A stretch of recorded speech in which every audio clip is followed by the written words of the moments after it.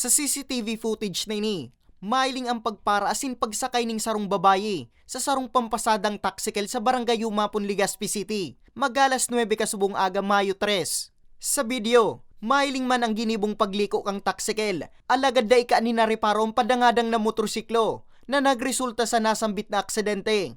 Sa kusog kang pakakabangga, luminasik ning pirang metro ang driver kang motorsiklo. Sa impormasyon, gikan Barangay Taysan pasiring kutang sentro kang Barangay Humapon ang driver kang motorsiklo. Antes mangyari ang insidente, naidaraman tulos ini sa ospital, nangunyan ang padagos pang nagpaparahay. Sigun kay punong Barangay Benhor Ariola, ngunya na taon, haros sunod-sunod ang naitatala nindang diskwido sa mga sakop nindang tinampo. Dakol naman pirming nagkaka-aksidente digdi, lalo digdi sa may mga kurbadang parte, na mga blind curve, mga makaskas na motor, talagang nagkakaugwaman ki mga aksidente talaga.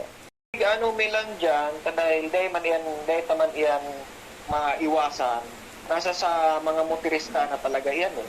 Dawa anong signages ng ilaag dyan kung talaga ang ibang mga motorista, dahil tataong maghilong kang mga signages, hazard, wala kitang magigitibo dyan. Mientras tanto, sa Barangay Gugon kang parehong syudad asin parehong aldaw, haros marunot naman ang bumper kang sarong SUV na ini, matapos na maaksidente sa kalabang tinampo kang Imelda Roses Avenue kasubong aga. Sa impormasyon, dai nariparo kang driver kang SUV ang papalaog bangkot ang bihikulo, gikan sa pagpark sa gilid tinampo. Katakod kan mga naitatalang aksidente sa syudad, nagpatanid ang Legazpi City Police Station na maging rigmat na gad sa pagmamaneho, asin ibitaran ang marikas na pagpapadalagan kan bihikulo, urug pangunya na malnas ang tinampo, huli kang duwang aldaw na daing untok na paguran. Pagirundom lang po sa mga motorista, lalo na't nagpupuan naman po ang tiguran,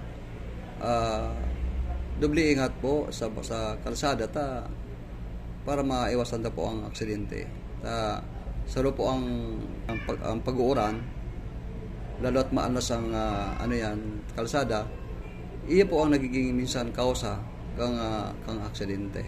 Sa presente, padagos pang pinagigibong investigasyon kang otoridad sa duwang nasambit na aksidente. Para sa mga baretang tatak Bicol, Nomer Corporal